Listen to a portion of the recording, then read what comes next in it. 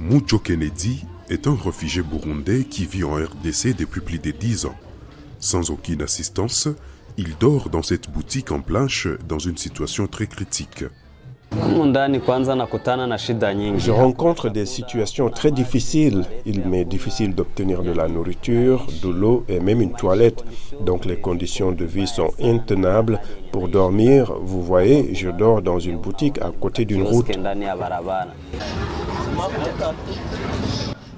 C'est grâce à ses amis que Kennedy trouve à manger.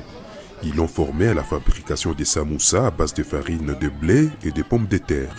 C'est cette activité qui permet à Kennedy de subvenir à ses besoins essentiels, même si elle est peu rentable.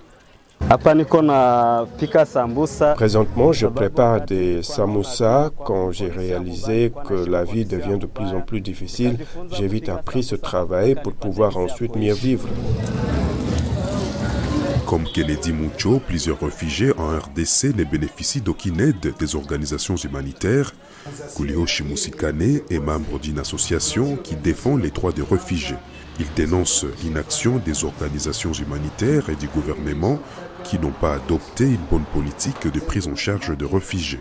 Jusqu'à présent, on a vu peu des interventions qui cherchaient, qui se focalisaient sur la protection effective des réfugiés. Au contraire, ce qui est regrettable, ce qui fait que la situation s'empire davantage, est que les multinationales, les organisations internationales, les agences des Nations Unies ainsi que même le gouvernement congolais n'ont pas mis une politique effective pour la protection des réfugiés. Au contraire, ils ont un peu criminalisé l'existence des réfugiés en les considérant comme des Interahamwe ou des groupes armés, ce qui a causé un grand défi.